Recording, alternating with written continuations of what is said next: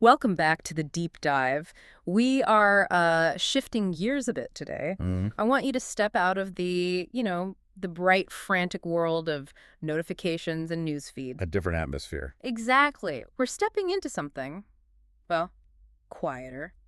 Think of a dimly lit, comfortable listening room. Maybe a few dust motes dancing in the light. The Mm. smell of old paper and vinyl. That's it. We are tuning into a very specific frequency today, looking at a fascinating case study in retail, charity, and, well, music history. It is a bit of a mood shift, isn't it?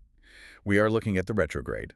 Mm. Now, on the surface, if you were just walking past, you might think it's just another charity shop. Right. But when you peel back the layers, as we tend to do, Mm. it's really a cultural curation project. It's got a very distinct twist on the traditional model. It feels less like a jumble sale and more like a gallery of things you forgot you A needed. twist is putting it mildly. It is. The vibe they're going for isn't just secondhand. It is heavily, heavily leaning into this vintage retro aesthetic. Mm.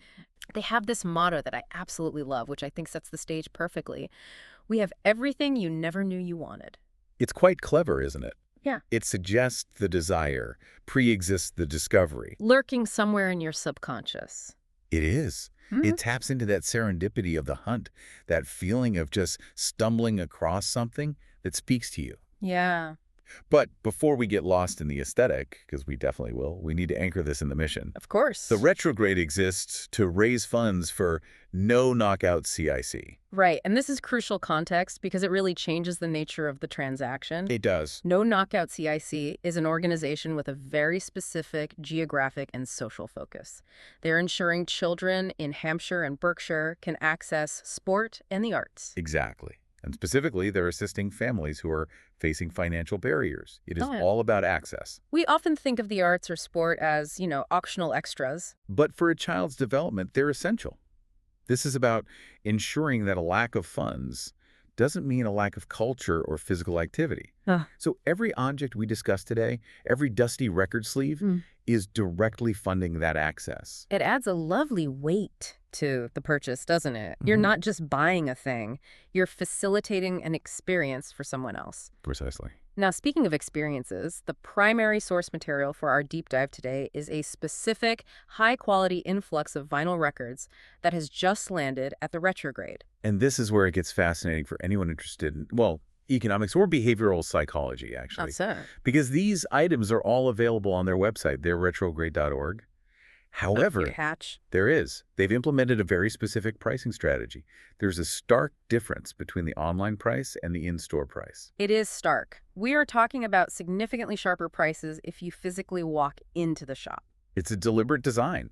It's to encourage that physical connection, to get people to, as they put it, pop in, say hello, and have a dig. It's a reward for making the effort. It is. It counters the convenience economy. They're placing a monetary premium on convenience and offering a discount for community participation. It's brilliant, It brings bodies into this space. which creates a community rather than just dispatching cardboard boxes to anonymous addresses. Okay, let's unpack this cracking selection of vinyl then. We've categorized these finds to really get a handle on the musical landscape the Retrograde is curating. Hmm. We're starting in the moody, atmospheric world of post-punk and the avant-garde. This is not your standard charity shop fare. A perfect place to start, I think. The first major find is, well, it's a piece of genuine history. Go on. New Order Ceremony in a Lonely Place. Just the title gives you a shiver, doesn't it? It feels significant. It should. I mean, if we connect this to the bigger picture, this record is the essential bridge. The link between Joy Division and New Order. Exactly. The history here is just so heavy. Ceremony was written before Ian Curtis passed away. That's the tragedy of it, isn't it? It's a ghost track in a... In a way, yes. You're hearing a band in mourning. It was written with Curtis, but it became the new band's first statement. A moment of transition captured on wax. And musically, it has that haunting driving bass line that just absolutely defined the factory record sound. Propulsive, but melancholic. It drives forward, but it's looking back. It's that sound that makes you want to dance, but, sad dancing. In a dark room with your eyes closed. The best kind of dancing, I'd argue. Fair point. Now look at the pricing strategy here. Online, collectors are looking at £29.99. Which is a fair market price for a piece of history like this. It is. But if you make the journey to the shop, It's a brilliant 19 pounds. That is a 10-pound incentive to leave your house. A tenner. It's substantial. It's basically the cost of lunch just for walking through the door. Moving on from the Manchester sound, we shift to something a bit more, well, experimental. We have Peter Gabriel's 1982 self-titled LP. Often referred to as Security by fans, just to distinguish it from his other self-titled albums. He was going through a phase. He was. But this record represents a massive technical leap, not just for him, but for music generally. How so? Because at first glance, it's a pop record from the early 80s. Well, this is where Gabriel really masters the Fairlight CMI sampler. The Fairlight. For those who aren't audio geeks, the Fairlight was this beast of a machine. It looked like a computer terminal from a sci-fi film. And it let you sample real-world sounds and play them back as notes. And it changed the texture of pop music forever. You can really hear it on tracks like The Rhythm of the Heat. Oh, absolutely. It sounds, even now, like it's from the future. It has this tribal, industrial, otherworldly quality.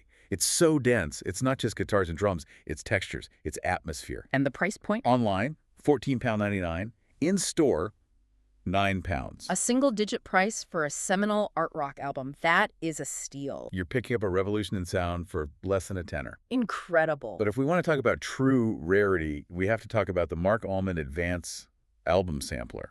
Now, this sounds like something for the serious collectors. Advance album sampler. It wasn't really meant for the public, was it? Exactly. This is industry stuff. And it's from his avant-garde period with Mark and the Mambas. Right. So not Tainted Love. Not even close. This is the gritty, artistic underbelly. Dramatic, flamboyant, and dark. You seldom see these outside of private collections. A proper deep cut, the kind of thing you'd brag about finding. And priced accordingly. Online, it's £39.99. But the physical connection discount brings it down to $25 in store. A 15-pound saving. That's significant. So we've covered the moody and the experimental, but the Retrograde isn't just about the shadows. There is some serious pop power here, too. But even the pop records seem to have a point of view. This raises an important question, doesn't it?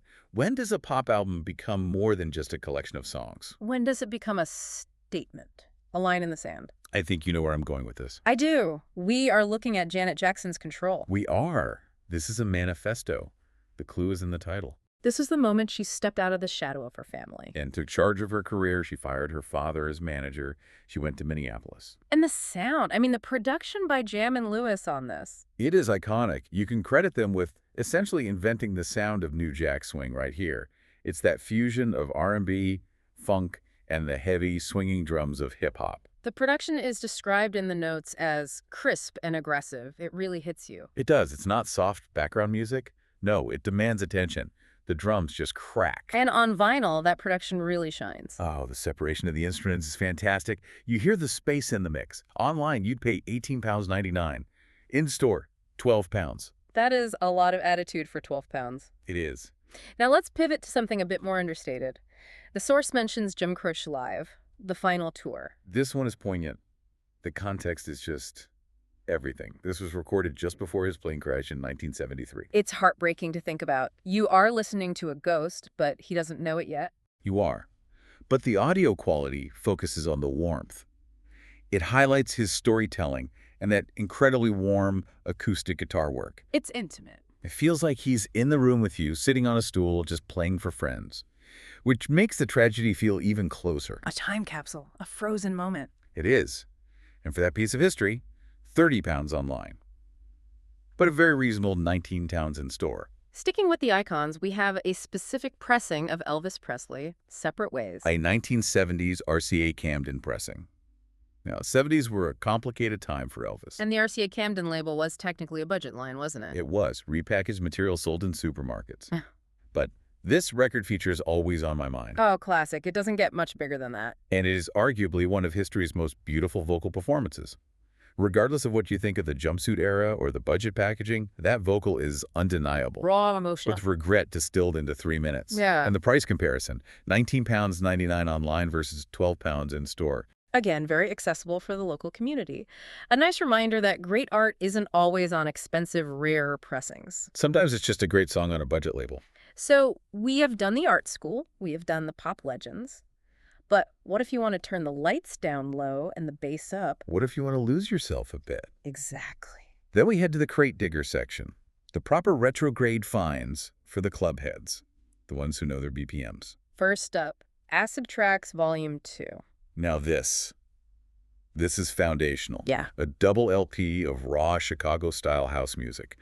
This is where it all began for a certain subculture. We're talking about those squelchy 303 bass lines, right? That strange bubbling sound. The very same. That Roland PB303 synthesizer sound.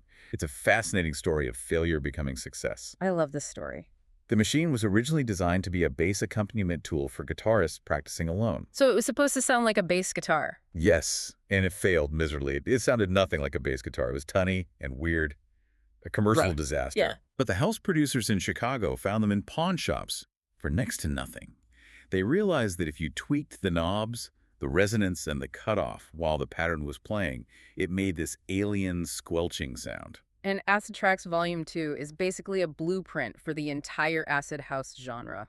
It is. It's amazing how a failure of technology became the defining sound of a cultural movement.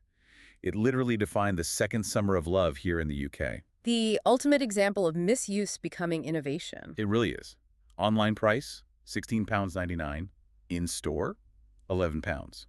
A small price to pay for the roots of rave culture. And for the morning after the rave, when the sun is coming up and you need to decompress. For the morning after, you need Bent's EP1. This is classic British downtempo from the late 90s. The source describes it as perfect for a Sunday morning. It is. It's witty, sample-heavy, very melodic. It's gentle. It doesn't demand anything from you. It's music to make toast to. I love that description. It's a vital genre. Life is stressful. You need music that acts as a balm. We all need that in our collection. And at £11 in store versus £70.99 online, it's a cheap way to improve your Sunday. Finally, in this section, we have to talk about the reggae bins. We have Gregory Isaacs with Mind You Dis. Ah, the cool ruler. That moniker just fits him so well, effortlessly stylish. It does. His voice is described as pure silk.